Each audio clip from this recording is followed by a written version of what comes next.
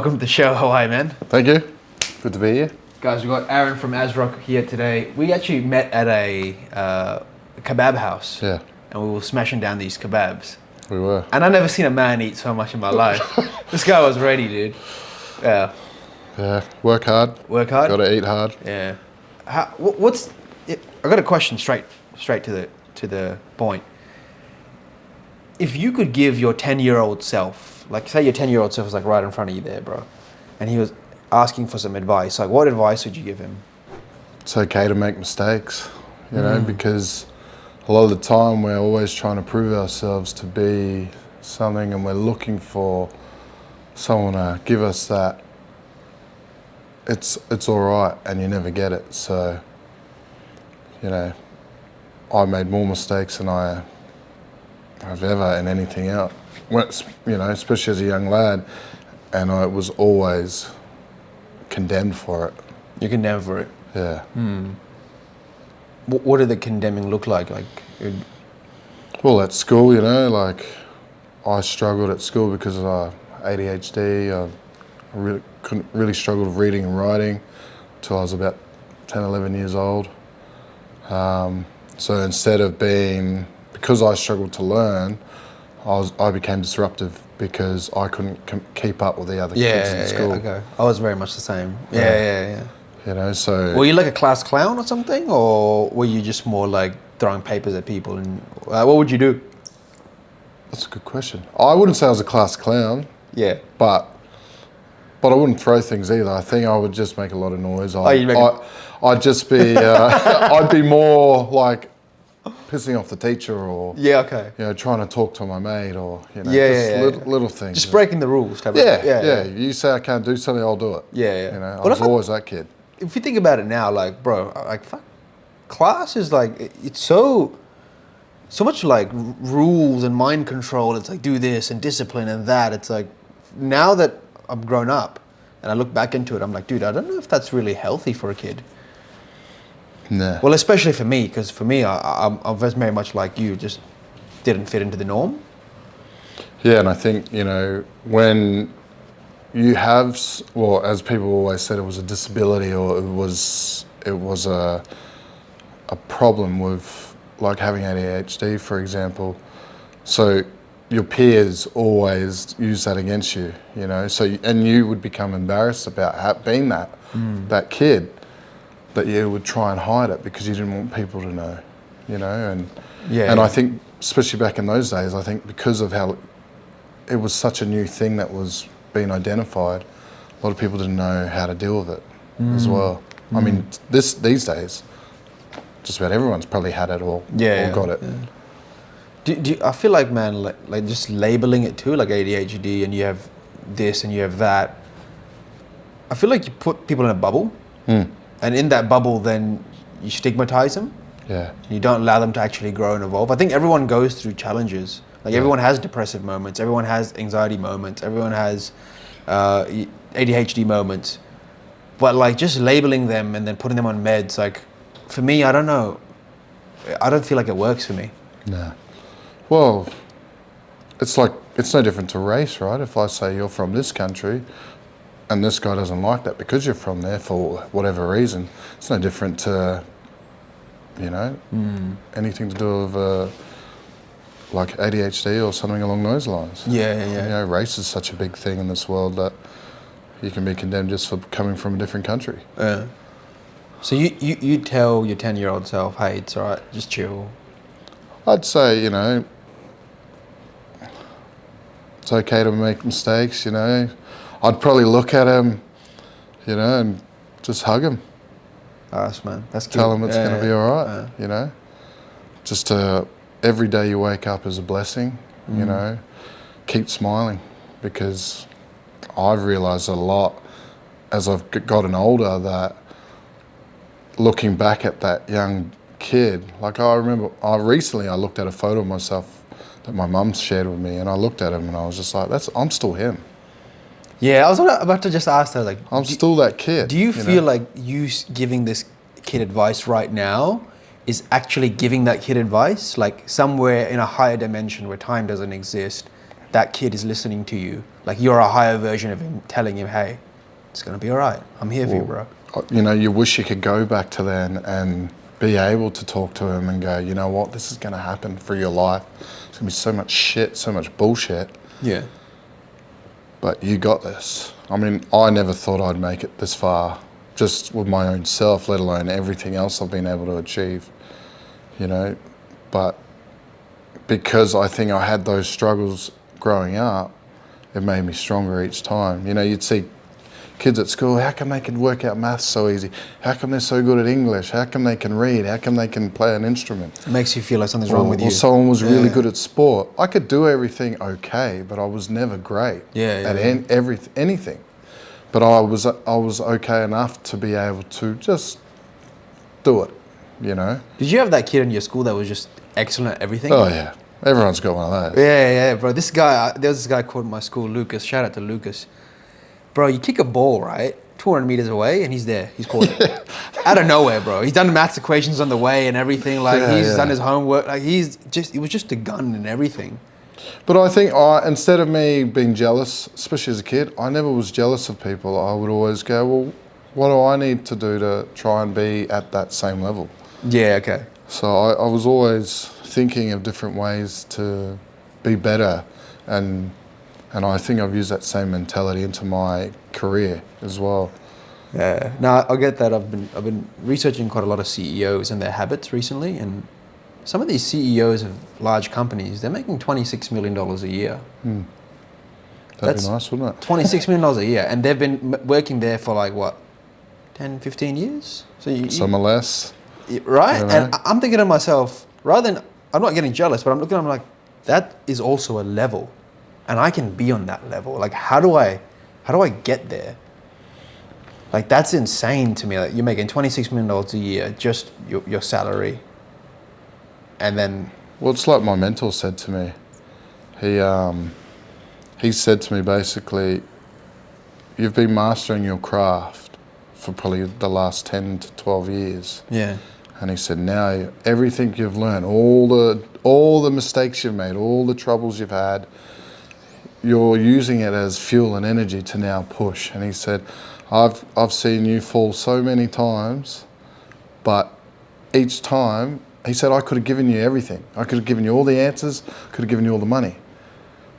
But instead, he knew that if I did that for you, you wouldn't learn. So he was like, I'll give you the tools, I'll give you the things you need to go and do. And he said, you would come back with twice as much. So, yeah, which is worth more than the money. Oh, absolutely. Yeah. You know, and each time he was teaching me, you've got to go out and find it. You've got to be willing to go out there and look for it. It was like my stepfather. He said, if you want something, get up and get it. Don't lie in bed because no one's going to give it to you. This world is vicious. Yeah. You know, it'll bury you before it embraces you. You know, so I think a lot of the time we're waiting for someone to just put it in our hand and then no one turns up. True. You know, you're constantly wanting help, but when you expose yourself and become vulnerable to learning and going out there and, you know, you have to make mistakes. It's like me coming in to get a job with you or to get a contract with you. I've got to present myself, and yet within the first, I think they call it 20 seconds of fame, you got 20 seconds to prove yourself, and in that 20 seconds, you'll decide if you want to do business with me or not. You know, because it's all about how I appear, how I talk. You know, there's so many moving parts to how people perceive you. Yeah. It's interesting you say that because I've been looking into branding quite a lot. And I've got this like red suit, right, that I wear. I usually wear it for my shows. And after my shows, and every time I finish a comedy show or a debate show, I'll go for a walk around the city. And I try to play with the power of perception, right? And I've done things which have gotten me where I shouldn't get to, just because of the way that I present myself, just because of the way that I'm wearing clothes. Yeah. And I get it. It's because it's a symbol. Like, you're reflecting a certain image. You take the time out to dress nice. You take the time out to groom yourself. And this goes to the same for branding in businesses. Like, when you're giving the world a certain image, the world wants that image in return. They're going to trust that image.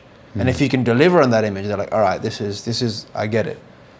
Well, if you create a community that, you know, in any business that you work for, when you have workers, if you create a family environment where they feel they're not a number, they feel like they are part of that company, they don't want to leave.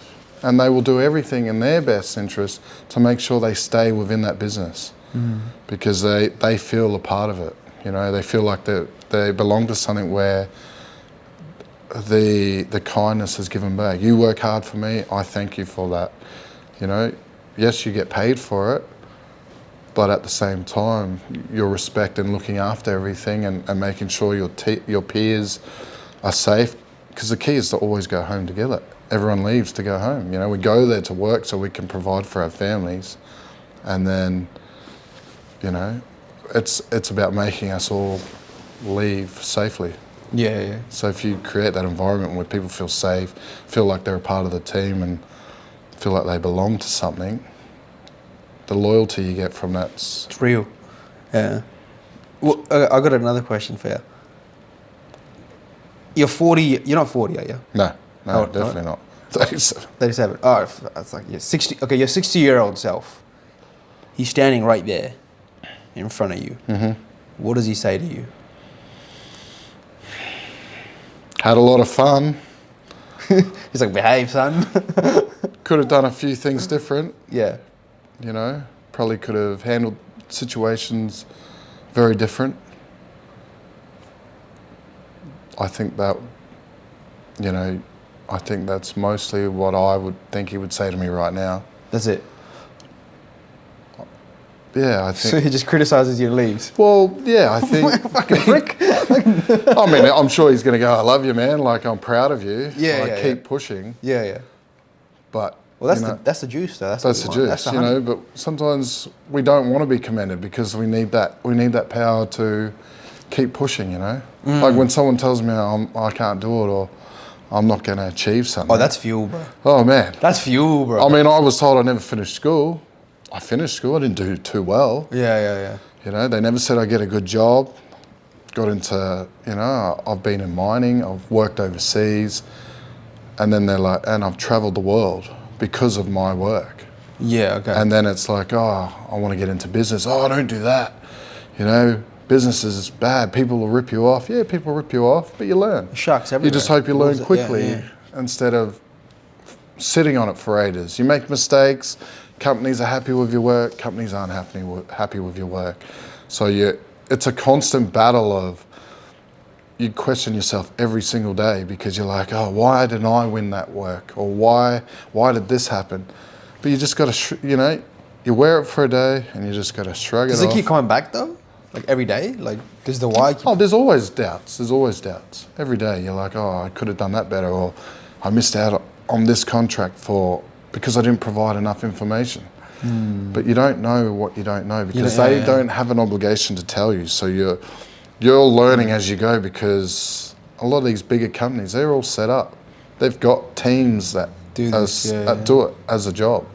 Whereas as a smaller guy like myself, I have to rely on my resources and the people that are surrounding me to help me get there and also bring them in with it. Have you looked into like AI to do stuff like this? Oh yeah. I mean, I think my best mate was like, when did you start writing emails like that? I was using, I think, Chat GPT, and I wrote this email, and I sent it off, and he's like, You know, you can. Have you been studying English or something? Yeah. Like, what's going on here? You know, you can give it. I give it commands sometimes. I like dumb it down a bit. Like Yeah, it sounds too formal. Yeah. I'm like polish it, but make it sound a bit more simple. This is too intense. And then it will give it back like a more formal version. It's pretty cool, bro. Oh, it's insane. Yeah, You can build resumes, like, but you know, it's the average person probably doesn't get that leg up. You know? Yeah. You know, or there might be someone that might not have had the best education, and then they get something like that gives them a bit of help. It could change everything for so many people. Especially with the plugins now. So the plugins are insane. So you can upload, for example, a mining company like BHP Billiton, right?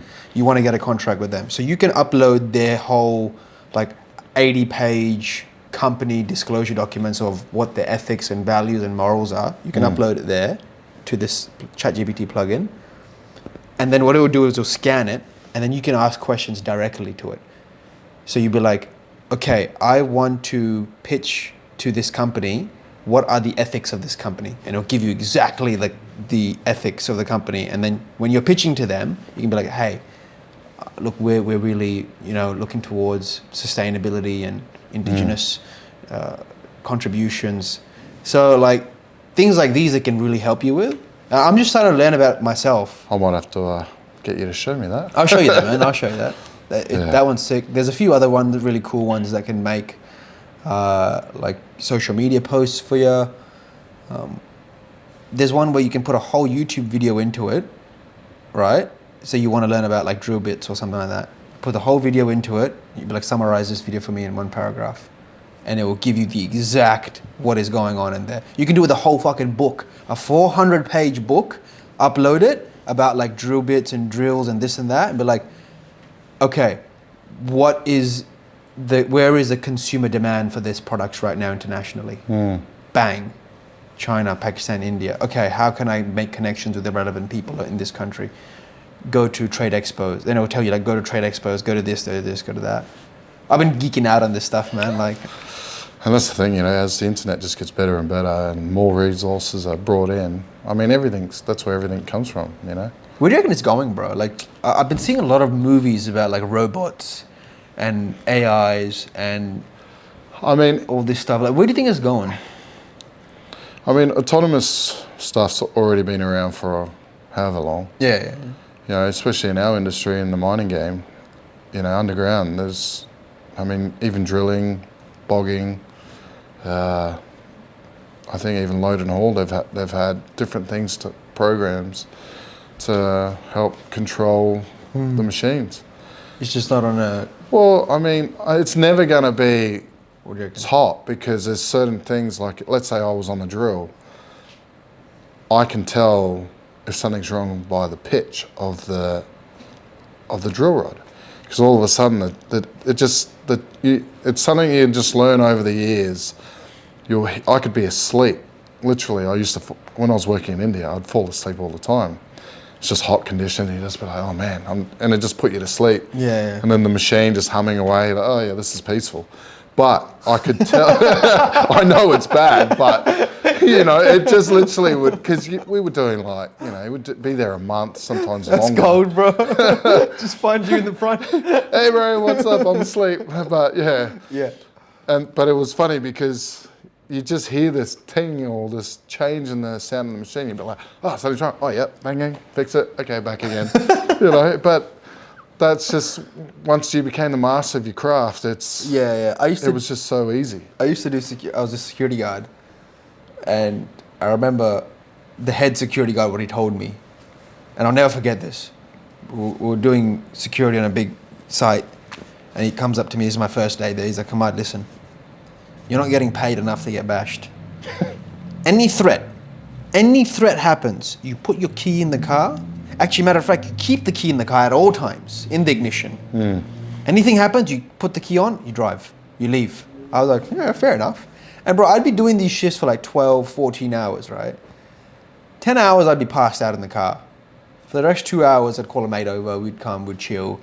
You know what I mean? Like we'd race around with our car. Literally, bro, like it was the ultimate freedom. And what I'm pretty much protecting is a big crane. Like I'm just watching a crane because apparently people come and steal the extinguishers off them. So like, man, I don't know how I got paid for that job, eh?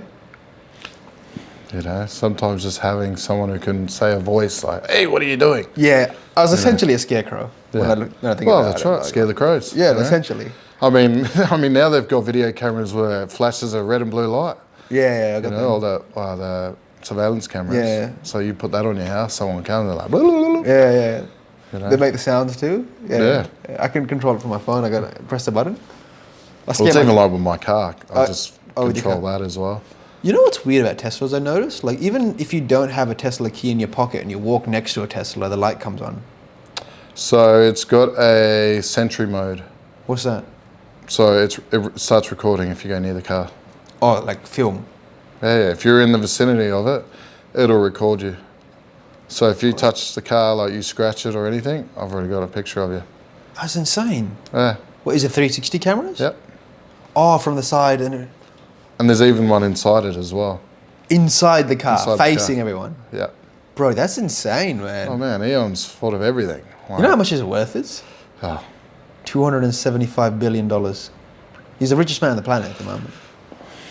what would you do with that? I would honestly just throw events, bro. I would just throw events for the community, man. Like people come, they get free MacBooks, food, comedy, laughter, you know what I mean? Like just plant seeds and shit, like UFC fights. You know what I mean? Like, you can't even imagine the things I'd do with that. Yeah. It would mainly just be entertain the community. I would just want to do that. I mean, yeah. I mean, they say there's enough wealth in this world to stop famine, stop all the world hunger and all that sort of stuff. But it's like, eventually, that money would eventually dwindle back to those that had it. Yeah. What would you do with $275 billion?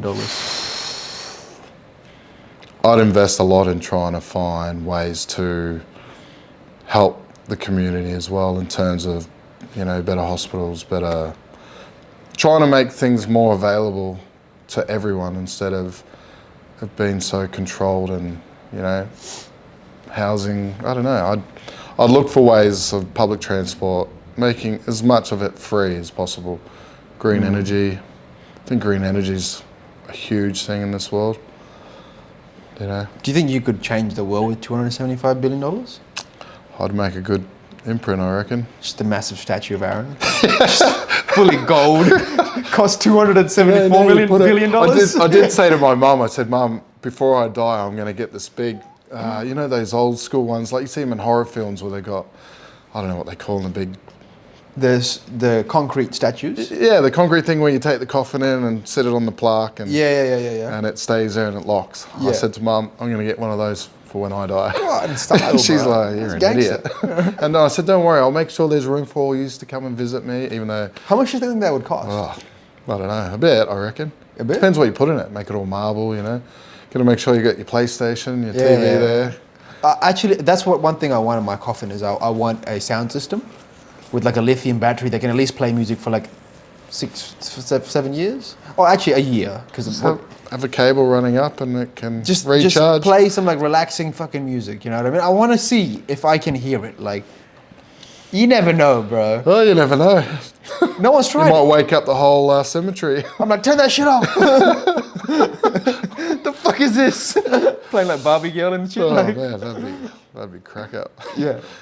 Just be, hey bro, can you keep it down? I'm trying to sleep. What do you think happens after death, man? Like, do you think there's a life? Like, You know, I was raised religious. I was brought up Christian. You know, yeah.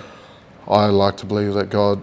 I believe in Jesus. You know, I like to believe that what I've been taught and what through personal experiences of other things that I hope we have some sort of thing like heaven or some place we all get to go to, because there's people in my life that have passed on that I want to see again.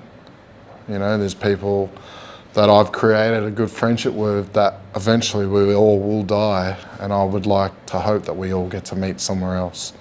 I don't care if we come back as an animal or whatever, I still want to have that same conscience.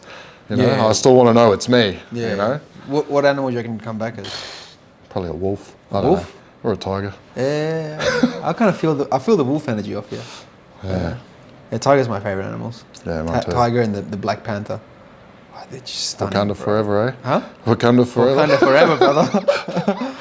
Yeah, when I was in the Amazon rainforest, I was working with the shamans over there, and they use ayahuasca healing brew. I was researching it, and they believe that they have a special connection with the jaguars in the rainforest.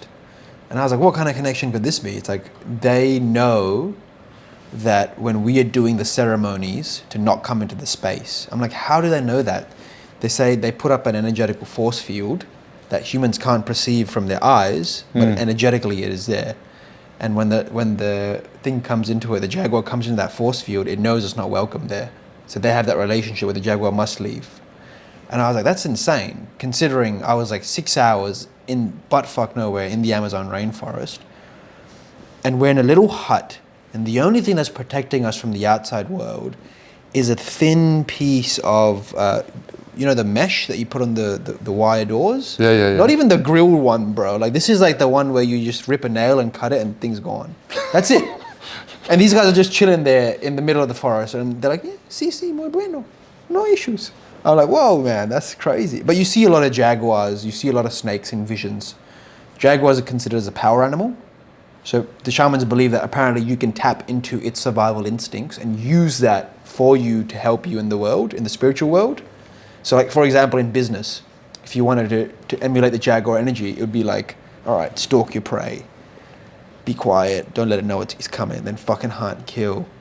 Be able to be elusive. Like, all the jaguar traits, which I find, I'm like, dude, this is like shape-shifting, man. It's funny you say that because I tried. I think DMT's the same thing, right? Yeah, DMT's the same So I had a mate, like, he came up to me, he goes, I need you to try something. And we're in South America. I was like, I don't know, man, what is it? He goes, it's DMT. I was like, oh, okay. Nah, I don't know if I want to. I was like, what's it do? He said, no, it's just, you'll see stuff. And I was like, okay, right, all right. So then... Well, it's legal in South America. Yeah. So then I was like, all right, let's try it. So he put it in this thing and I watched him go and I'm like, are you sure? And he goes, okay, now he built this cloud up in this thing and I've smoked it. And then he goes, all right, you need to have one more. And I was like, I don't know, man, like the chemical, it was a real strong chemically sort of taste. It was harsh burning sort of thing. And I was like, oh man, this is terrible. Took another one. And then without a word of a lie, he just turned into a fucking cartoon. Are you serious? Like literally, like it was like I was watching Bart Simpson, the whole lot, just going boop, boop, boop, boop, boop, just walking around. Did it look like a game? Oh man, like everything turned into, I don't know if you've ever tried mushrooms, but everything turned into like the walls, everything you looked at, the lights, it was just all blocks. And he looked like this block bloody head. I'm just looking at him going, now what's going on? This can't be right. Okay, so everything started to look like blocks. Yeah. So just everything turned into a cartoon. And then I'm like looking around. And your eyes are open? My eyes are open at this stage. I was like, man, this is so intense. I'm sitting there trying not to. I was like, what do I do? Did you look at your hands? Oh, man, everywhere I look, my shoes, I'm like going, this can't be right. Like I'm a fucking square. Yeah, I'm like, nah, this can't be, what's going on here? And then I was like, okay, I'm going to close my eyes. And as soon as I closed my eyes, it was like I just got pulled into this, I don't know, other dimension almost. It was intense. Like, it's like I just got, something just pulled me in. I'm like, I think I stopped. It feels like you're not breathing, like you got to go, keep breathing, because it was just so intense. So I'm sitting there and then it was just like all this stuff just twirling around and all of a sudden this sort of, this lady kind of appeared and was this being, I don't know what she was or whatever, and she's like, just sort of spoke and just sort of said, I know where you want to head, Aaron. Just keep pushing. Don't give up. Don't give up on your dreams. And then it was just, bang, got pulled back out. That's it. Damn, man. Yeah. So it's like very meaningful. Yeah, I think. Do you think that message helped you? Yeah, I think, because I've been through a lot as a kid, growing up. I had a lot of struggles growing up. I think, I needed to know that, because I'd never had really a lot of reassurance growing up. It was always a lot of negativity, so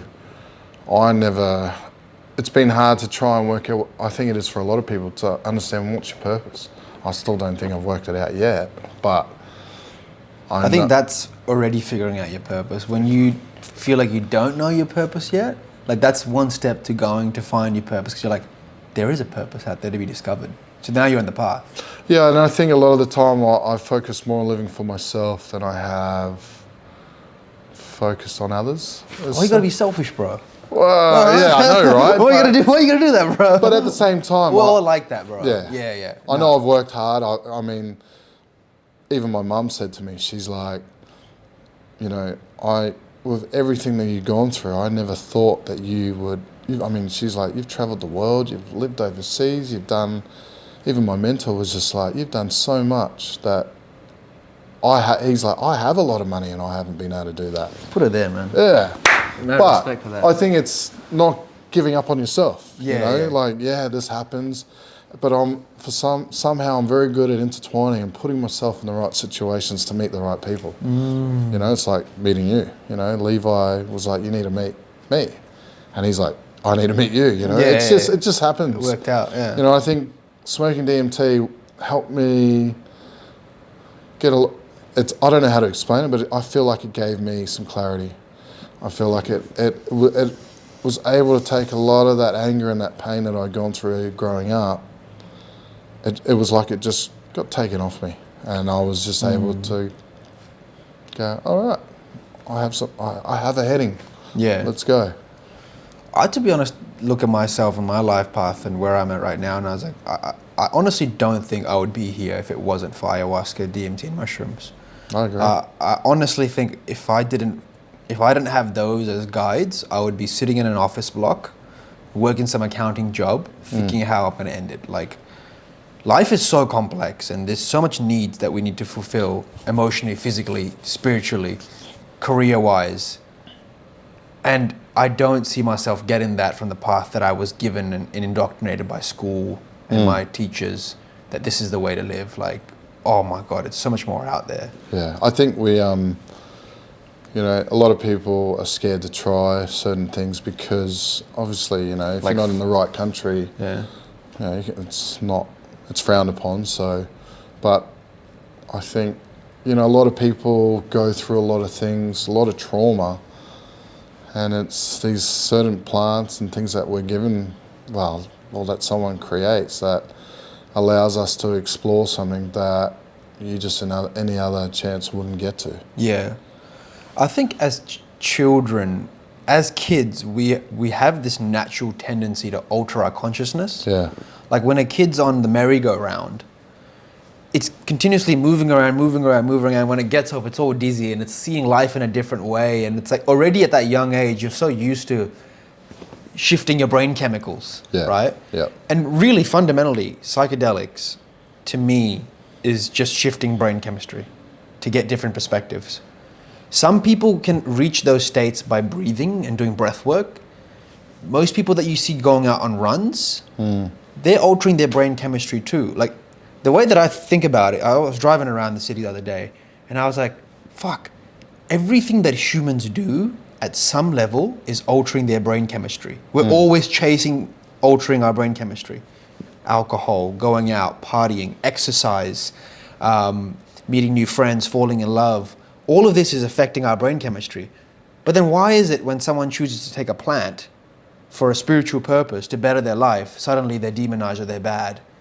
It's like there's this disgusting veil, this stigma on it. I think a lot of it comes down to, I think a lot of people just don't understand They it. don't understand it, yeah. You know, or you might see a crazy person down the street going losing the plot. Yeah. Oh, he's done that stuff. That guy's on fucking meth or heroin. That's a completely different thing to like mushrooms, DMT. But, you know, but at the same time, you don't know what that person's gone through to fall to that. You know, we all look for reasons. It's like it's no different to drinking a lot.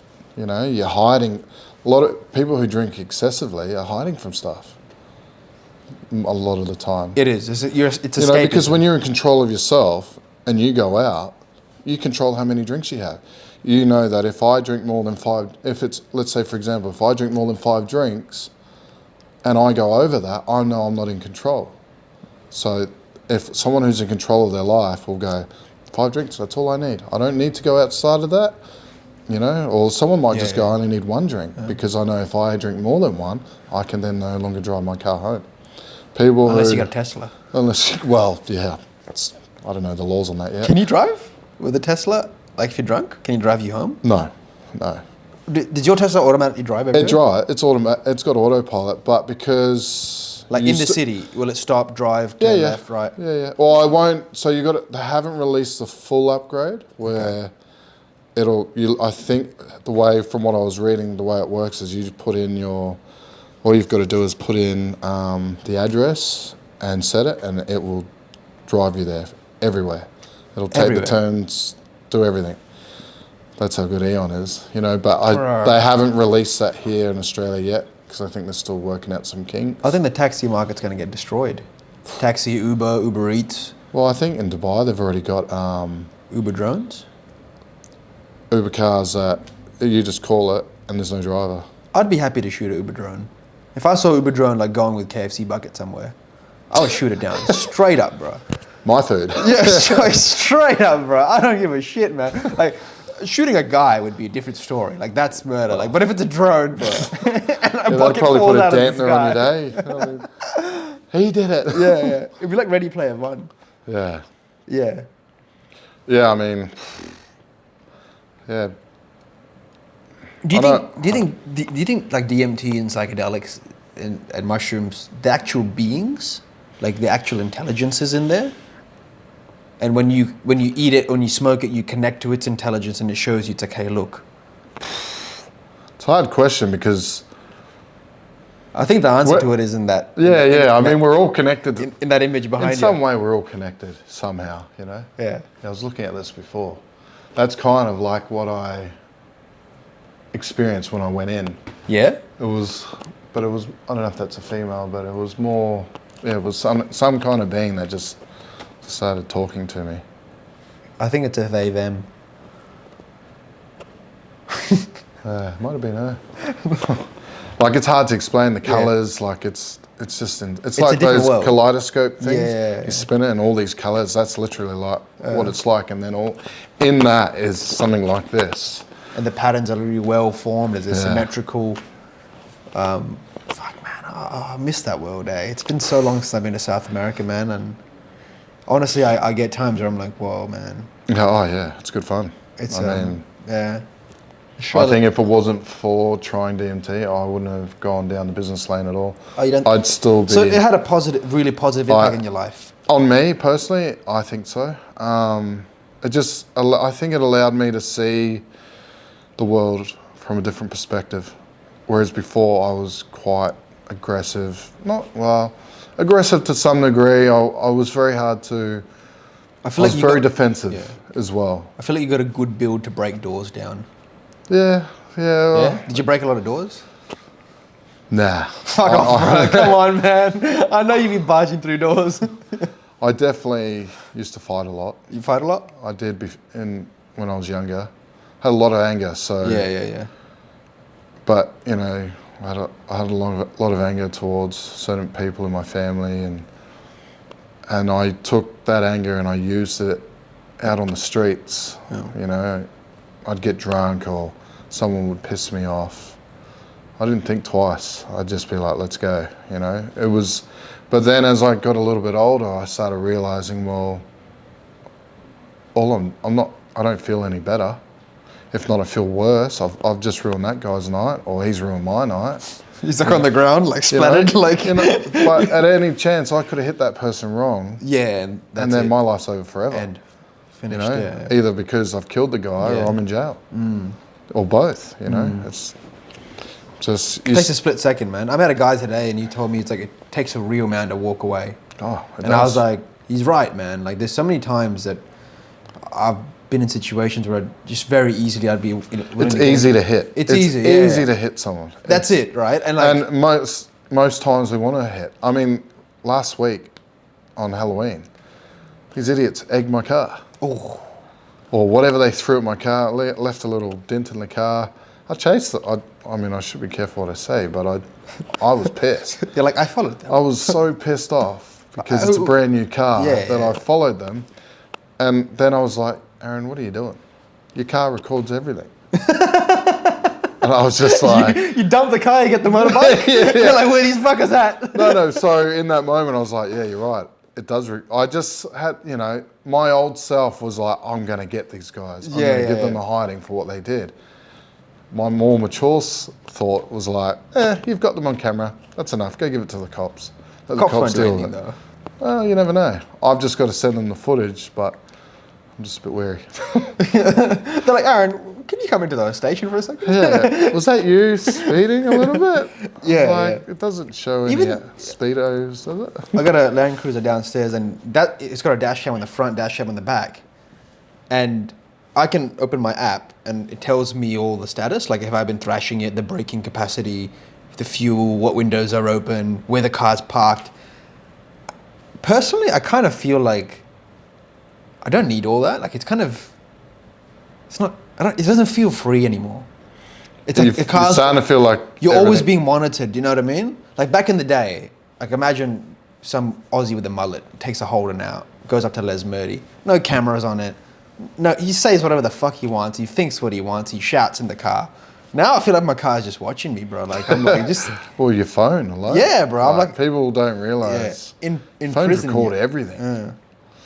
Yeah, we're constantly walking around like this. It's just, we're so first thing if you're not reaching for a vape or something else, it's like, where's my phone? Yeah. If you lose your phone for 5 minutes or 10 minutes, you start going. You've had that feeling where you felt like you lost your phone. You're like, oh yeah, man, and you're running around the house going, where is it? Pulling everything. Yeah. It's in your pocket. Oh. It's in your hand. Yeah. We're becoming so dependent on technology.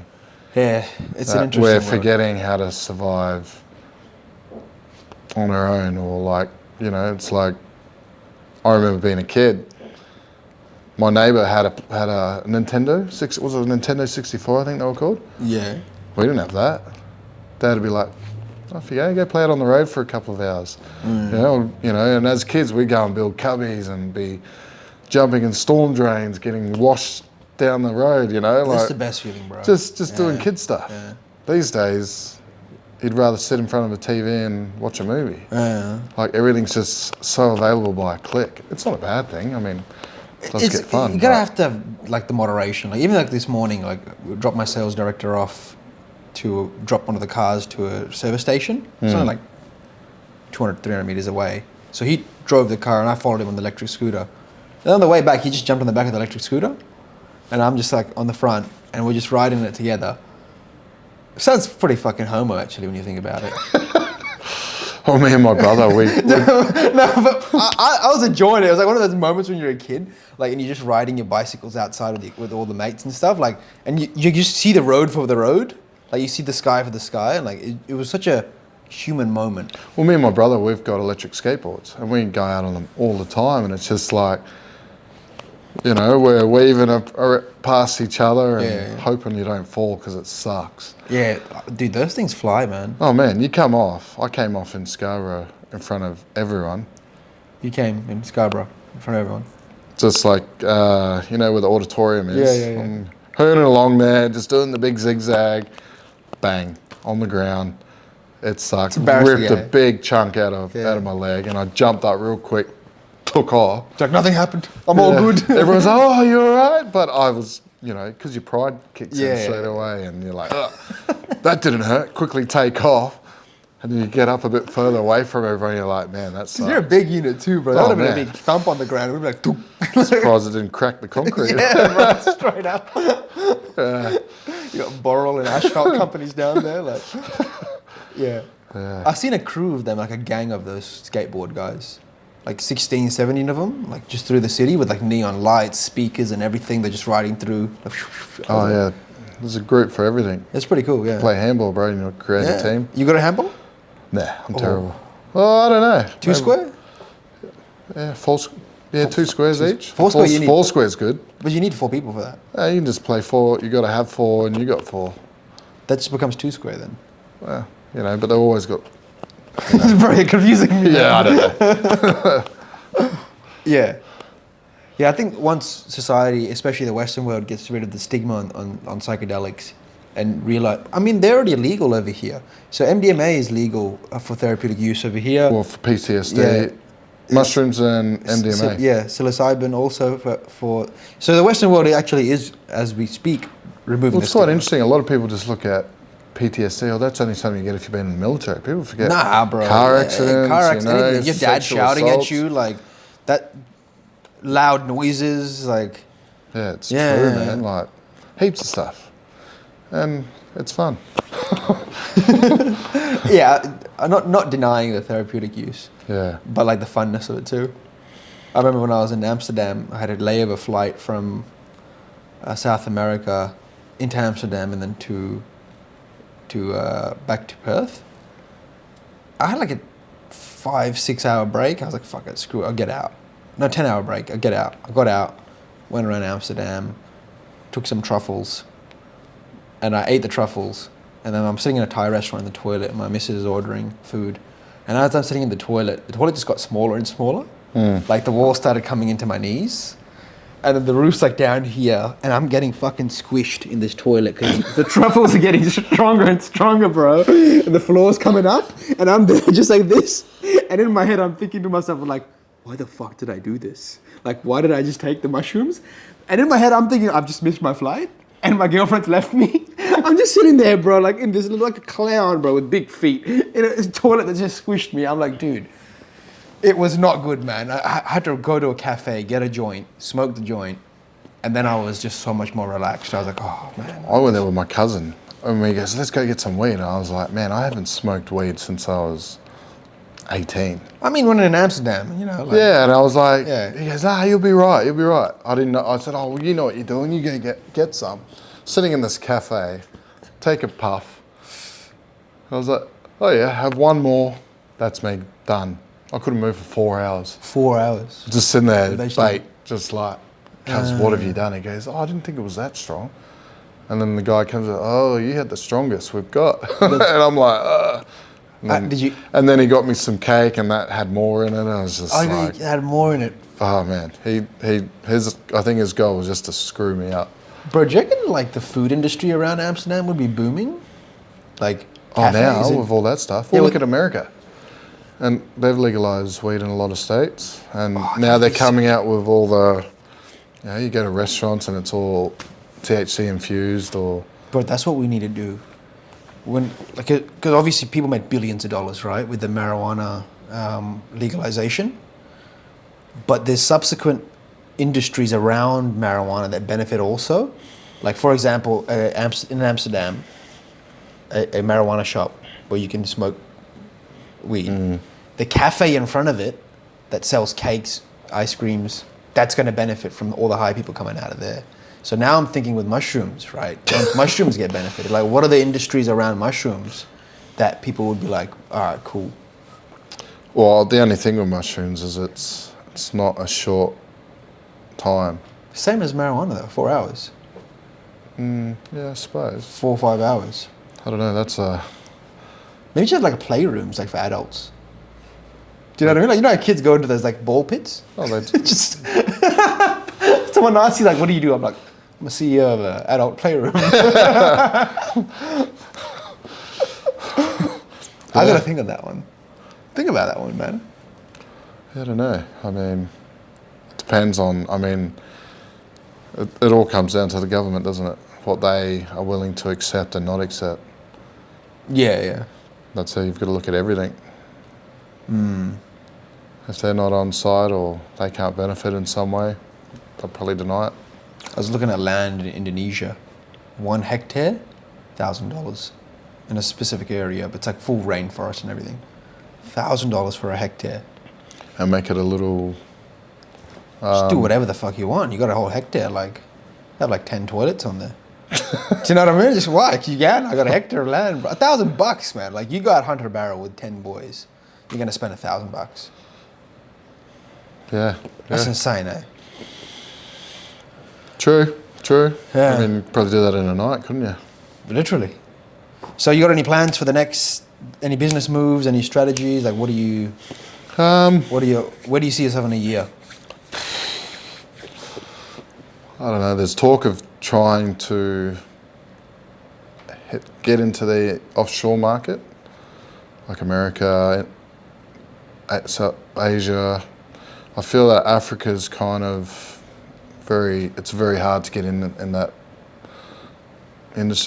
market over there. I could be wrong, but you're playing with the big players, and I'm not here to challenge them. I'm more here just to take on the little stuff. Yeah, there's enough work out there for everyone. If we can help them achieve their goals better, that's what we're here to do. All right. More efficient. Any travel plans, holidays? Might go to Bali soon, maybe. Yeah, I'm off to Bali in a few days. Oh, Yeah, yeah, I'm supposed to be there this week as well. come down. We'll catch up over there. See what happens. Yeah. Could work. Yeah, I'm off on the 19th for a week, or 2 weeks. I'm gonna go to. Come down to Jakarta after if you want. I can introduce you to some mining guys there. You know what? Could be a very high possibility. Yeah. I was supposed to be there at the start of the month. I just spent 2.5 months there recently. Yeah. That was good. Met a lot of local people, but a lot of local expats. And it was good to see Bali on a different side. You know, normally you go there, it's party, but I actually got to... the business side of it. Well, I got to see it on the side where how people live there and you know, be introduced to a good bunch of people who, I mean, you can still go out. I mean, that's the beauty of Bali. Oh, what time is it? Let's go out, you know. Or you want a food, you can just, here, everything sort of closes after a certain point. But Bali, it's just always on. Bali's on, yeah. They've got good food quality too. They do a lot of organic a lot foods better now. I mean, you still can get Bali belly. Yeah. I did. You did?